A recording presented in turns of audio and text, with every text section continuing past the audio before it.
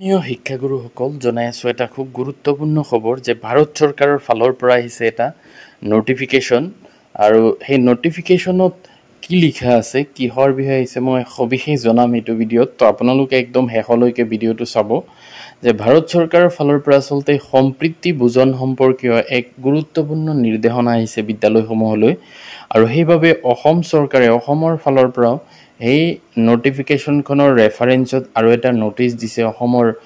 বিশেষকৈ যিসকল আছে ডিষ্ট্ৰিক্ট মিছন কোঅৰ্ডিনেটৰ সকললৈ আৰু বিদ্যালয়সমূহেও এইটো পালন কৰিব লাগিব তো চাও বলক কি লিখা আছে যে office of the state nodal officer প্ৰধানমন্ত্ৰী পোষণ শক্তি নিৰ্মাণ আসাম তো চাব পাৰিছে ফ্ৰম শ্ৰীমতী সংগীতা শইকীয়া এছিয়াছ officer on special duty Samagra Shiksha Assam তেওঁ এই নটিচটো দিছে সকলো জিলা ডিষ্ট্ৰিক্ট মিছন কোঅৰ্ডিনেটৰ সকললৈ সমগ্ৰ শিক্ষাৰ লগতে assistant district nodal officer guidelines of তিথিভোজন তো তিথিভোজন বা সম্প্ৰীতিভোজনৰ গাইডলাইনটো কি এইটো ইয়াত লিখা আছে আপোনালোকে চাব এটা আচলতে এই ভাৰত চৰকাৰৰ ফালৰ পৰা যিটো নটিচ আহিছে 24 জুনত ওলাইছিলে সেইটোৰ ৰেফাৰেঞ্চত এই নটিচখন দিয়া হৈছে কি লিখছে চাওক sir madam with reference to the subject cited above I would like to enclose herewith the guidelines of তিথিভোজন সম্প্ৰীতিভোজন in respect of Assam issued by government of India by letter number under reference অৰ্থাৎ ভাৰত চৰকাৰৰ এই যিটো order আছে সেইটোৰ number মতে এই নটিচখন দিয়া হৈছে অসমত সম্প্ৰীতিভোজনৰ ওপৰত You are requested to inform all concerned functionaries up to school level about the above mentioned guidelines of Sampriti Bhujan and instruct all concerned functionaries schools to implement Sampriti Bhujan following the above mentioned guidelines of Tithi Bhujan issued by Government of India. অর্থাৎ district mission coordinator সকলক জনোৱা হৈছে তেওঁলোকে যাতে সকলো বিদ্যালয়ক এটো নিৰ্দেশনা দিয়ে যে সকলো বিদ্যালয়ে যেটো গাইডলাইনছ আছে সেই মতে যাতে তিথি বুজন সম্পাদন কৰে আৰু যেটো আহিছে ভাৰত চৰকাৰৰ ফালৰ পৰা you are also requested to share an action taken report on coverage of students and schools during celebration of 100 days program in the format enclosed as annexure for onward submission of Government of India অৰ্থাৎ এই district mission coordinator সকলে যি 100 দিন সম্পূৰ্ণ হ'ব ধৰক এপ্ৰিলৰ পৰা আৰম্ভ কৰি এপ্ৰিল মে জুন তাৰ পিছত আগষ্ট 100 দিন সম্পূৰ্ণ হ'ব ধৰক যদি 10 তাৰিখ বা ইয়াৰ আগতে 100 দিন সম্পূৰ্ণ হ'ব 100 দিন সম্পূৰ্ণ হোৱা উপলক্ষে এই প্ৰগ্ৰামটো পাতিব লাগিব আৰু ইয়াৰ একশন টেকেন ৰিপৰ্টটো তেওঁলোকে ওপৰলৈ পঠাব লাগিব ডিস্ট্ৰিক্ট মিছন কোঅৰ্ডিনেটৰ সকলে আৰু সেই কাৰণে বিভিন্ন ডিস্ট্ৰিক্টৰ যিসকল আইএস আছে বা ডিও আছে তেওঁলোকে নোটিচ জাৰি কৰিছে কিছুমানত কৰিব যে সম্প্ৰীতি ভোজন যেটো এটো অতি সোনকালে পাতিব লাগিব আৰু কেনেকে পাতিব লাগিব কি খাদ্যবস্তু খুৱাব লাগিব আৰু কোন পাৰ্টিসিপেট কৰিব এই সকলোবিলাক গাইডলাইনছত লিখা আছে তো আপোনালোকক কৈ দিছো আপোনালোকে চাই ল'ব গাইডলাইনছ অফ তিথিভোজনৰ গাইডলাইনছ বিলাক কি আসলতে তিথিভোজন হৈছে এটা সাম্প্ৰদায়িক সম্প্ৰদায়ৰ অংশগ্ৰহণ য'ত এটা বিভিন্ন সম্প্ৰদায় অৰ সদস্যসকল ধৰক এনজিও হওক বা উদ্যোগ হওক বা ব্যৱসায়িক বা বিভিন্ন বাণিজ্যিক ক্ষেত্ৰৰ লগত জড়িত ব্যক্তিসকলে যেতিয়া কোনোবা বিদ্যালয়ৰ ছাত্ৰ-ছাত্ৰীসকল যিসকল বিশেষকৈ চৰকাৰী আৰু চৰকাৰী অনুদানপ্ৰাপ্ত বিদ্যালয়ত যেতিয়া এনেকুৱা এনজিও বা উদ্যোগপতিসকলে মানে খাদ্যবস্তুৰ যোগান ধৰে অৰ্থাৎ বিশেষ কোনোবা এটা বিশেষ দিনত ধৰক কোনোবা উৎসৱ বা বিয়াৰ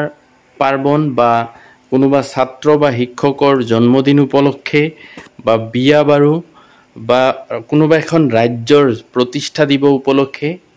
এই তিথিভোজন আয়োজন কৰা হয় য'ত এই বিভিন্ন সম্প্ৰদায়ৰ লোকসকল উপস্থিত থাকে ইয়াত সম্প্ৰদায় বুলি ক'লে আসলতে ধৰক বিভিন্ন ধৰণৰ কৰ্ম কৰা লোকসকলক বুজাব তো the following guidelines are to be observed for organizing the তিথিভোজন আৰু তলৰ গাইডলাইন বিলাক মানি চলিব লাগিব তিথিভোজন বা সম্প্ৰীতিভোজনত ফুড আইটেমছ অৰ্থাৎ খাদ্যবস্তু কি থাকিব লাগিব তো বিশেষকৈ খাদ্যবস্তুবিলাক একদম সতেজ স্বাস্থ্যৱান আৰু যিবিলাকে ছাত্ৰ-ছাত্ৰীসকলক সুস্বাস্থ্যৰ যোগান ধৰে তেনেকুৱা খাদ্যবস্তুৰ যোগান ধৰিব লাগিব বিশেষকৈ প্ৰাইমেৰী স্কুলৰ ক্ষেত্ৰত প্ৰাথমিক বিদ্যালয়ত ধৰক এনেকুৱা খাদ্যবস্তু যিবিলাকে 450 গ্ৰাম কেলৰি শক্তিৰ যোগান ধৰিব আৰু 12 গ্ৰাম প্ৰটিনৰ যোগান ধৰিব আৰু আপাৰ প্ৰাইমেৰী স্কুলত 750 কেলৰি শক্তিৰ যোগান ধৰিব পৰা বা 20 গ্ৰাম প্ৰটিনৰ যোগান ধৰিব পৰা খাদ্যবস্তু ব্যৱস্থা কৰিব লাগিব আৰু বিশেষকৈ স্থানীয়ভাৱে যিবিলাক খাদ্যবস্তু পোৱা যায় ধৰক সেউজীয়া শাক-পাচলি উৰহি দালি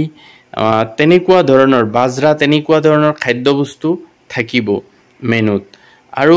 বিশেষকৈ পৰিষ্কাৰ পৰিচ্ছন্নতা আৰু হাইজিনৰ ওপৰত গুৰুত্ব দিব লাগিব ৰন্ধা বঢ়া বা সঞ্চয় কৰা আৰু ছাত্ৰ ছাত্ৰীসকলক যোগান ধৰাৰ ক্ষেত্ৰত লগতে খাদ্যবস্তুবিলাক সুস্বাস্থ্যকৰ পৰিৱেশত সংৰক্ষণ কৰিব লাগিব লগতে যিটো সময়ত এনেকুৱা ভোজনৰ আয়োজন কৰে সেই সময়ত যিবিলাক ফল-মূল পোৱা যায় এইবিলাক ফল-মূলৰো যোগান ধৰিব পাৰে লগতে খোৱা পানী মানে বিশুদ্ধ খোৱা পানীৰ ব্যৱস্থা কৰিব লাগিব আৰু জাংক ফুড বিশেষকৈ নুডলছ বা চিপছ চকলেট এইবিলাক মানে ছাত্ৰ ছাত্ৰীক যোগান ধৰিব নোৱাৰিব বা যিবিলাক ধৰক বেয়া খাদ্যবস্তু বহুত সময় হৈছে ৰান্ধিছে নষ্ট হৈ গৈছে তেনেকুৱা খাদ্যবস্তুৰ যোগান ধৰিব নোৱাৰে লগতে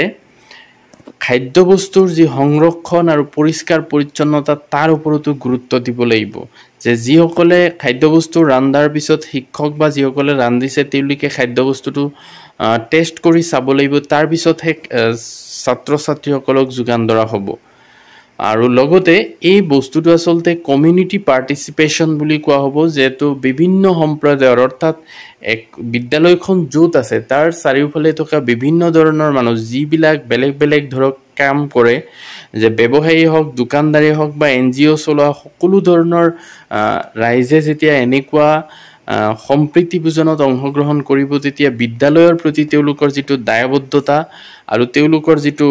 মালিকত্ব হেতু তেওঁলোকে বুজি পাব আৰু বিদ্যালয়খন সুস্বাস্থ্যকৰ মানে ভালকে ৰাখিব আৰু এই কমিউনিটি পাৰ্টিচিপেশ্যন অৰ্থাৎ সম্প্ৰীতি ভোজন যেটো হেতু এটা নিৰ্দিষ্ট সময়ত পাতিব লাগিব যেটো ইয়াত কৈছে যেটো এই নতুন শিক্ষাবৰ্ষ আৰম্ভ হোৱাৰ যে 100 দিন সম্পূৰ্ণ হৈছে 100 দিন উপলক্ষে এই সম্প্ৰীতি ভোজন আয়োজন কৰিব কৈছে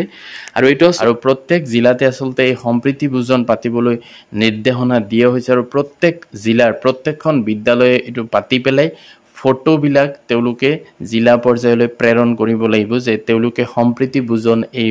হেৰিটো পাতিছে তো এখিনি আছিল গুৰুত্বপূৰ্ণ ইনফৰমেশন যদি ভিডিওটো ভাল লাগে লাইক এটা কৰি দিব আৰু মোৰ চেনেলটো সাবস্ক্ৰাইব কৰি থব এনেকুৱা ইনফৰমেশনবোৰ আগলৈ পাই থাকিবলৈ আৰু বেল আইকনটো দবাই থব তেতিয়া যিকোনো ভিডিও মই আপলোড দিয়াৰ লগে লগে আপোনালোকলৈ নটিফিকেশন চাব আৰু আপোনালোকে ভিডিওটো লগে লগে চাব পাৰিব থ্যাংক ইউ